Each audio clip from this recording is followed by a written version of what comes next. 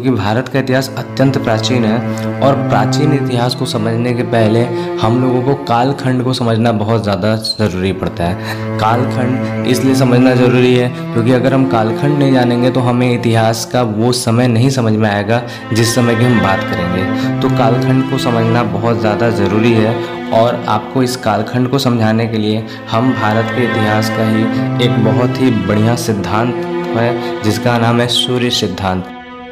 सिद्धांत के आधार पर हम आपको समय मापन के कालखंड के इतिहास के बारे में समझाने जा रहे हैं कि कैसे कैसे पहले के इतिहासकार या पहले के हमारे विद्वान जो ऋषि मनीषी थे वो लोग कैसे कालखंडों को समझते थे और कालखंडों का मापन करते थे।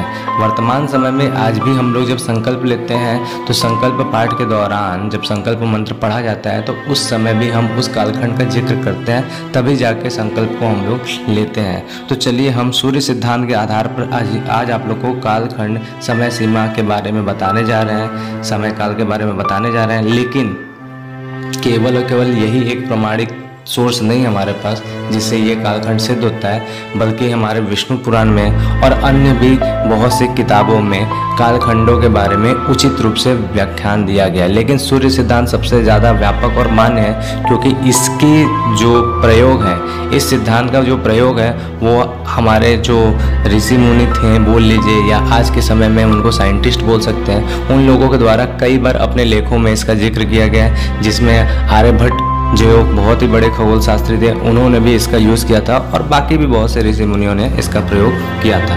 तो चलिए सूर्य सिद्धांत के बारे में हम लोग समझते हैं। सूर्य सिद्धांत सबसे पहली बात यह कहता है कि जो श्वास से आरंभ है वह यथार्थ है और जो त्रुटि से आरंभ है वह अवास्तविक होता है। श्वास से आरंभ यानी प्राण से आरंभ, जिसके अंदर प्राण है वही यथार्थ है, यानी वही यथार्थ जीव है, जीवन है उसके अंदर, ठीक है। और जो त्रुटि यानी परिवर्तन, टूट फूट, बदलाव, इसके ज़रिए समय कालखंड का बदलाव पड़ा है तो बहुत सी चीज़ों में परिवर्तन होता है, उसके ज़रिए किसी का आरंभ होता है, उसके अंदर प्राण नहीं होता है, लेकिन वो भी एक आरंभ माना जाता है जिसे अवास्तविक कहते हैं। और याद रखिएगा काल का प्रभाव यानी समय चक्र का प्रभाव त्रुटि वाले से उत्पन्न अवास्तविक पदार्थों पर भी होता है और यथार्थ पदार्थों पर भी होता है।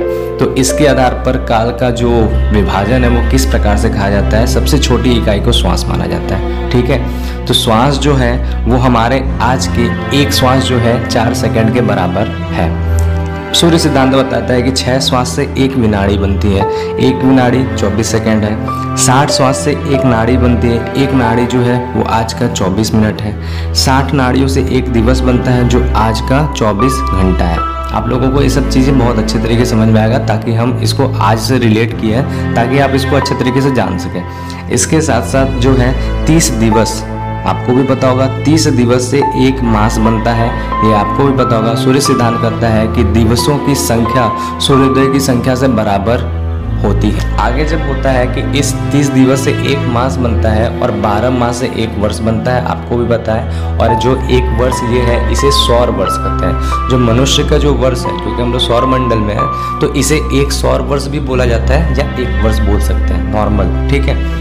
आगे होता है आपको ये पता चलता है सूर्य सिद्धांत में कि ये एक वर्ष जो है वो देवताओं और दैत्यों दोनों का, बहुत लोग केवल देवताओं के बारे में बात करते हैं, हम यहाँ दैत्य के बारे में भी समझा रहे हैं, वो देवताओं और दैत्यों दोनों का एक दिन केवल होता है, ठीक है। पूरा पूरा हम लोग का एक साल उनके एक दिन के बराबर होता है, यानी देवलोक और दैत्यलोक में जाएंगे तो वहाँ का एक दिन जो होगा वो हमारे एक साल के बराबर होगा, ठीक है। आगे जब बात करते हैं तो आप लोगों ने ये भी सुना होगा और यहाँ पे सूर्य सिद्धांत बताता है कि देवताओं के दिन और रात जो होते हैं, देवता और दैत्यों के, वो पारस्परिक उल्टे होते हैं। पारस्परिक उल्टे होने का मतलब होता है कि जब तक देवताओं का दिन चलता है तब तक दैत्यों का रात होता है और जब देवताओं का रात होता है तो दैत्यों का दिन शुरू होता है, यानी सुबह और रात की बात होती है।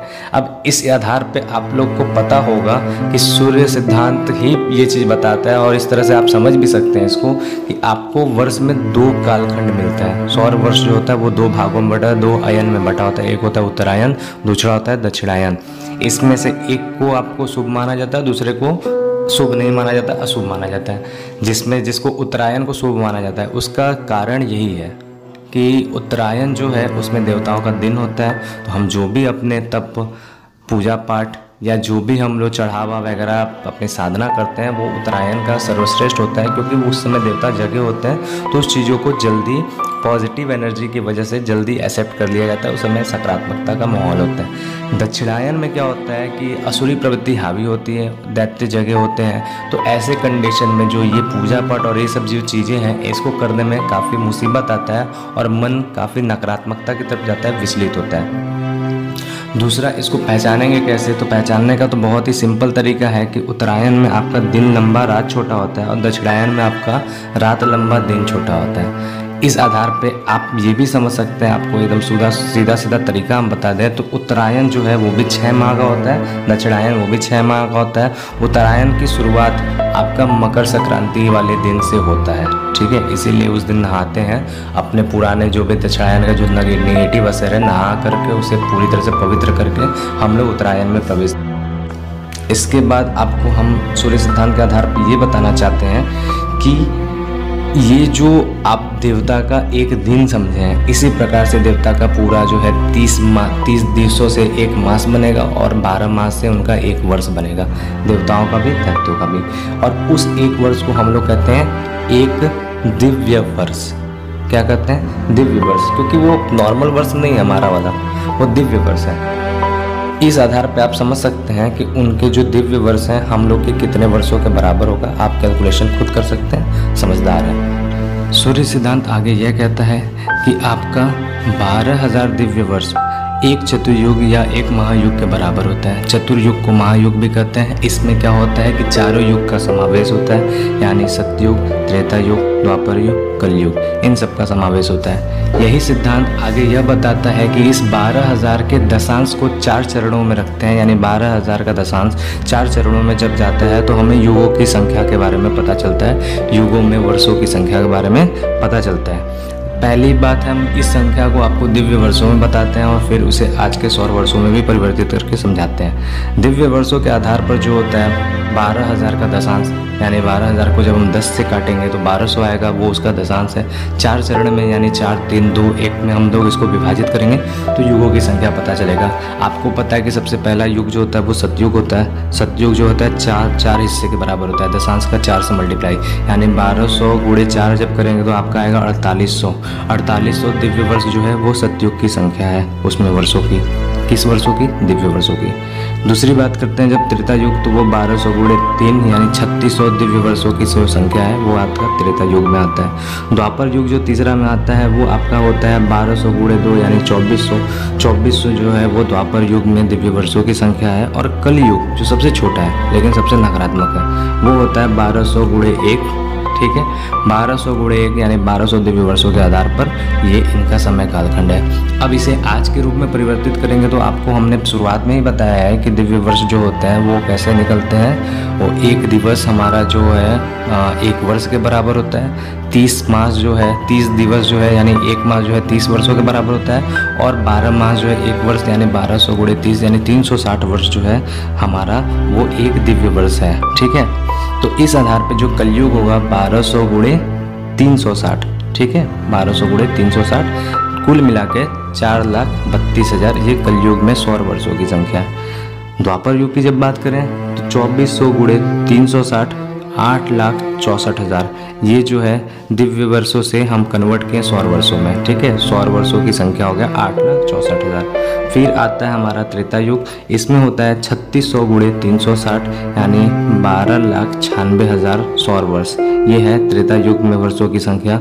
और फिर जो है सतयुग जो सबसे बड़ा होता है वो है 4800 गुणे 360 यानी 17,28,000 ये हो गया सौर वर्षों की संख्या सतयुग में।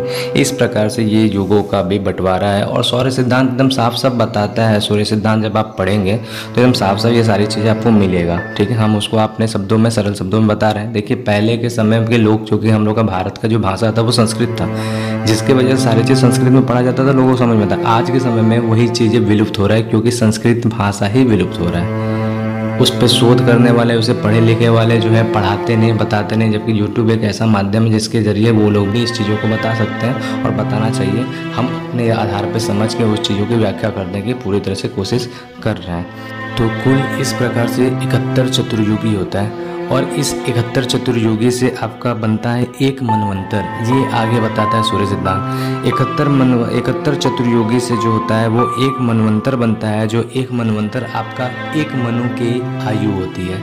मनु आप लोग बहुत पॉपुलर वर्ड है, मनुवादी शब्द से जाहिर से बात है नवाजा जाता है लोगों को वामपंथियों द्वारा। इससे आप समझ सकते हैं क्या होता है।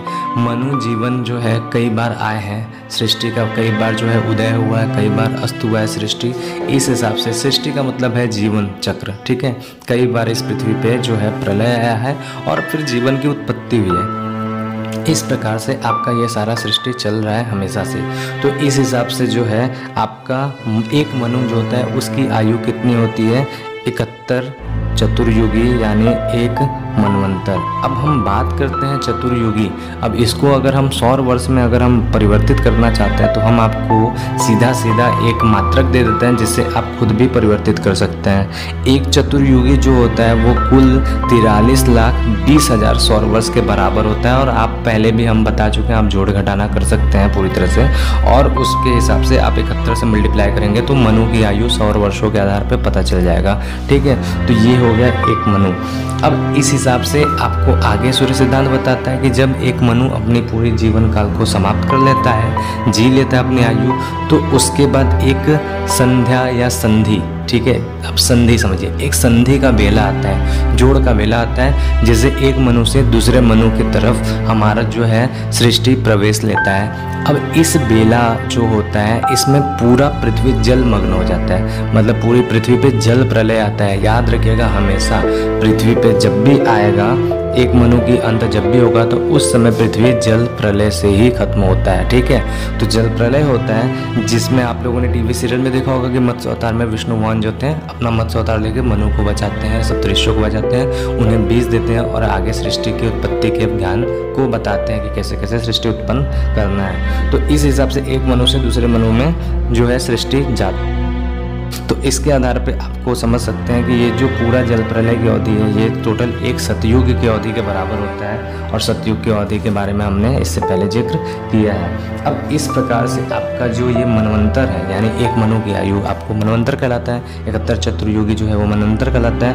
तो इस प्रकार से टोटल 14 मनवंतर होते हैं, ठीक है। और हर 14 मनवंतर परिवर्तन होता है जब पूरा होता है तो आपका वह एक कल्प कहलाता है, समझिएगा, ठीक है। 14 मनवंतर जो होता है वो कितने बराबर होते हैं? एक कल्प के बराबर होते हैं। और एक कल्प जो होता है वही आपका ब्रह्मा का एक दिन होता है, दिन, केवल दिन। और इसी एक कल्प के आधार पर ब्रह्मा का एक रात भी होता है। मतलब 2 कल्प जो होता है उनका पूरा हम लोग का जो 24 घंटा है एक पूरा दिवस, उनका एक दिवस में 2 कल्प बीतता है, यानी 14 मनवंतर जो है उनमें बीतते हैं, ठीक है।